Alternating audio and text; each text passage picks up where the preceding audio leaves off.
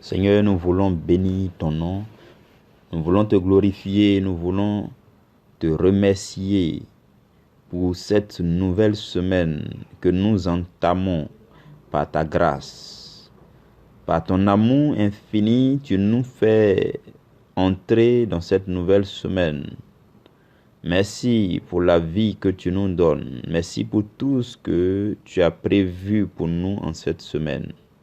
Nous te bénissons pour ta protection que tu établis sur notre vie. Je bénis ton Saint-Nom pour chacun de tes enfants. Pour chacun de tes enfants, et en particulier pour celui-là, pour celle-là qui écoute ce message en ce moment. Je prie que ta grâce repose sur nous, que ta bonté, ta fidélité soient notre partage. Au nom de Jésus-Christ de Nazareth. Amen.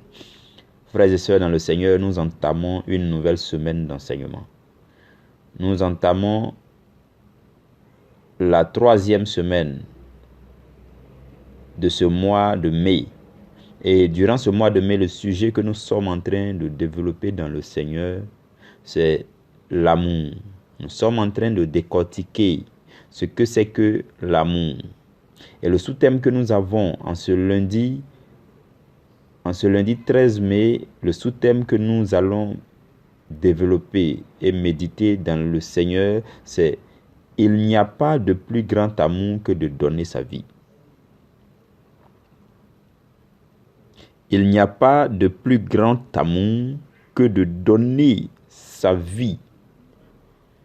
Et nous lisons dans Jean chapitre 15, verset 13, ce verset-là, que je vais relire. Il n'y a pas de plus grand amour que de donner sa vie pour ses amis.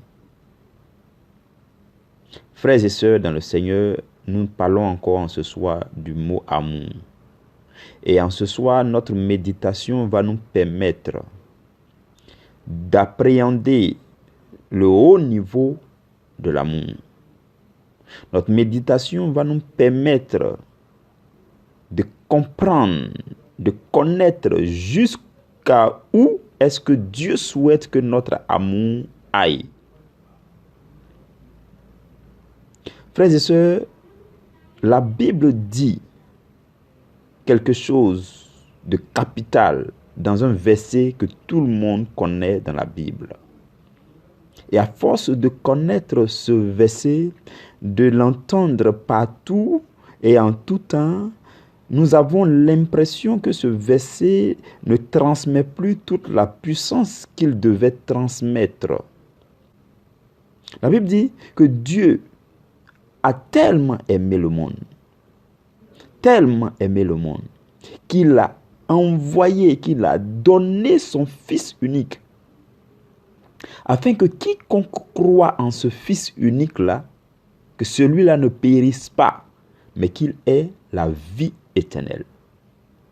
Je voudrais attirer notre attention sur le mot « donner ». La Bible dit que Dieu est amour. Il n'y a aucun autre niveau d'amour qui surpasse le niveau qui est identique à Dieu. Dieu est amour. Et la Bible dit que c'est parce que Dieu était mu par cet amour. C'est parce que Dieu était animé par cet amour immense. Parce qu'il a dit tellement, Dieu a tellement aimé le monde qu'il a donné son Fils unique. La conséquence directe, la traduction palpable de l'amour de Dieu, c'est que Dieu a donné quelque chose de cher pour notre cause. La Bible n'a pas dit que Dieu a aimé le monde qu'il a fait autre chose. La Bible dit que Dieu a tellement aimé le monde qu'il a donné quelque chose qui lui coûte cher. Et la Bible précise pour dire son Fils unique. Son Fils unique. Unique signifie que Dieu n'avait pas d'autre fils à part Jésus. Dieu n'avait aucun autre fils au ciel si ce n'était Jésus. Mais Dieu a livré ce Jésus. Il a donné ce Jésus. La Bible dit, c'est pour que nous ayons la vie éternelle. Voici le sommet de l'amour, le niveau le plus haut dans la manifestation de l'amour. Et dans le livre de Jean, Jésus va nous répéter la même chose. Écoutez ce que Jésus va dire ailleurs dans la Bible. Jésus va dire que de la même façon que le Père m'a aimé, c'est comme ça que je vous aime. De la même façon que Dieu m'a aimé, c'est comme ça que je vous aime. Et il dit, aimez-vous les uns les autres comme je vous ai aimé. Et ailleurs, il va dire, de même que le Père m'a envoyé, de même que le Père m'a envoyé, moi aussi je vous envoie. Cela sous-entend que Jésus est en train de dire, de même que le Père m'a donné par amour, moi aussi, je voudrais que vous vous donniez par l'amour. Parce qu'il a fallu que le Père donne Jésus par amour pour que nous ayons la vie. Et Jésus dit, de même que le Père m'a envoyé, moi aussi je vous envoie. Je vous envoie, je vous donne, afin que vos frères, vos sœurs aient la vie éternelle. Frères et sœurs, là où je veux attirer notre attention, c'est que nous, chrétiens d'aujourd'hui, notre vie chrétienne est en réalité ce qu'on appelle une co-rédemption. Notre vie chrétienne, c'est une copie de la vie de Jésus. Jésus a été donné pour que le monde ait la vie.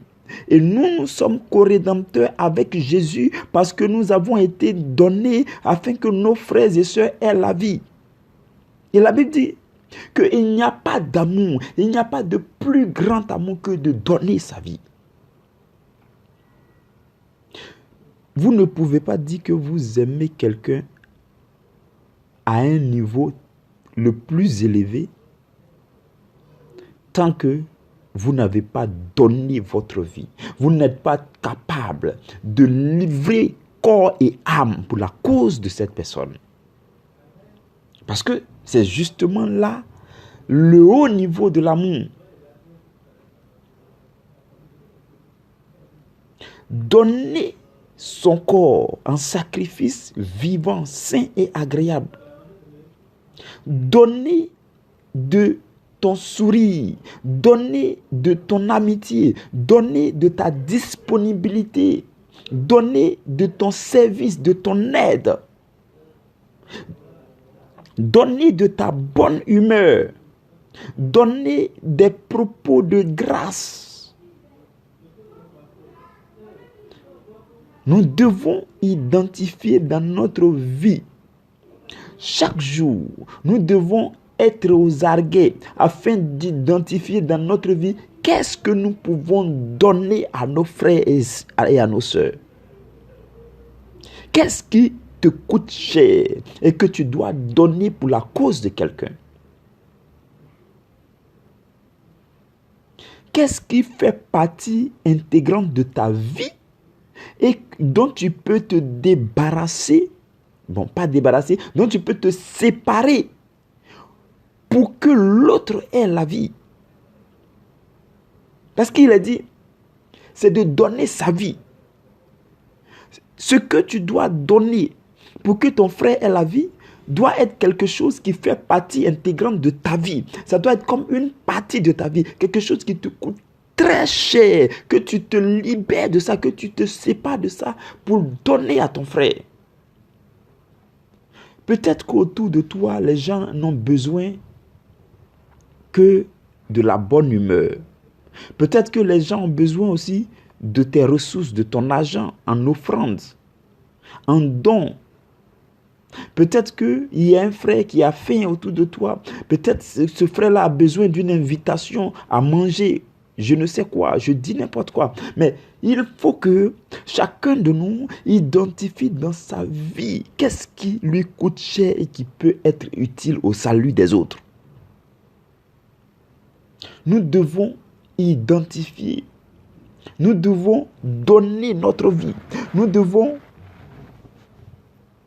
être à la recherche de ce que nous devons donner.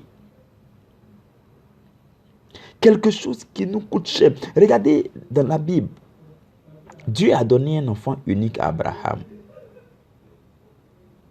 Et quand Dieu lui donnait cet enfant à travers sa femme Sarah, Dieu lui a dit que cet enfant, à partir de cet enfant, tu auras une postérité grande. Et après quelque temps, Dieu revient pour dire à Abraham, l'enfant que je t'avais donné et dont je t'avais parlé qu'à partir de lui, tu allais avoir une grande postérité, là, cet enfant-là, je veux que tu le sacrifies. Et la Bible le dit clairement, que Dieu l'a fait pour voir si Abraham était attaché à l'enfant ou bien si Abraham était encore attaché à Dieu. Et Abraham va se lever pour aller donner cet enfant. Et dans cet élan, Dieu va le freiner. Et Dieu va maintenant réaliser ce qu'il avait dit à Abraham. Dieu va lui dire, garde un seul enfant que tu veux me sacrifier, mais moi, je te donne plusieurs autres enfants en remplacement. Voici le fruit de l'amour. Ce que vous donnerez pour la vie de l'autre, pour le salut de l'autre, cela, Dieu va vous le ramener au multiple.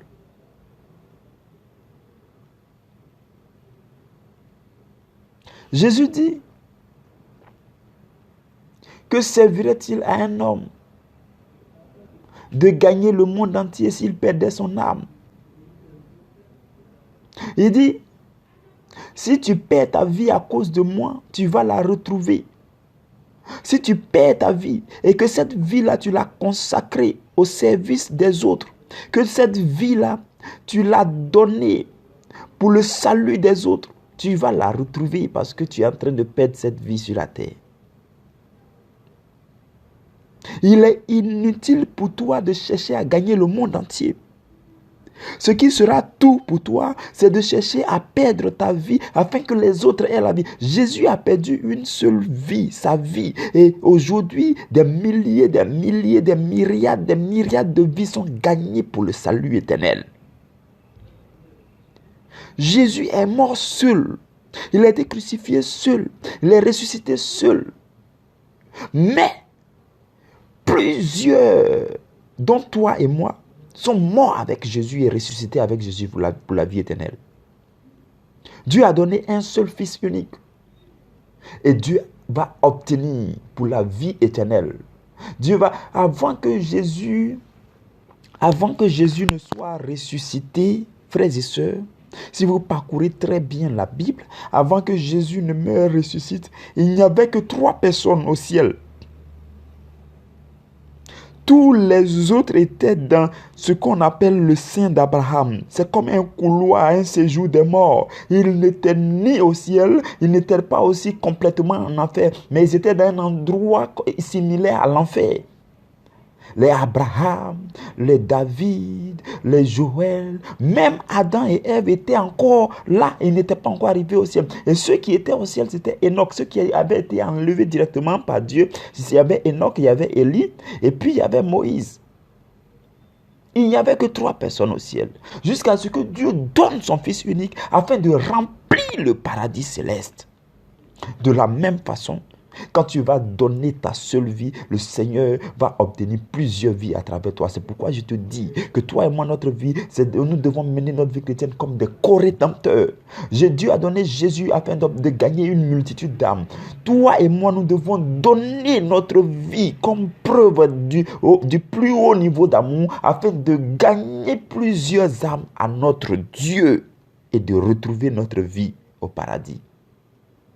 Que la grâce de Dieu soit sur toi et qu'à partir d'aujourd'hui, tu sois pour tes frères, tes soeurs, ceux qui t'entourent, tes amis, tes voisins, tes collègues, que tu sois pour ces personnes une bénédiction vivante, que tu sois pour ces personnes un sacrifice vivant, sain et d'agréable odeur, et qu'à travers ta vie, le Seigneur gagne des âmes, et qu'à travers ta vie que tu acceptes avec moi de donner, que le Seigneur puisse gagner plusieurs autres âmes, et que ta vie de co-rédempteur, de co-rédemptrice soit une vie pleine sur la terre. Donne ta vie pour le salut des autres. Donne ta vie et c'est alors que tu expérimenteras, que tu parviendras au plus haut niveau de l'amour. Dieu est amour et nous devons parvenir à cet amour. Reste béni, que la grâce de Dieu repose sur toi au nom de Jésus. Amen.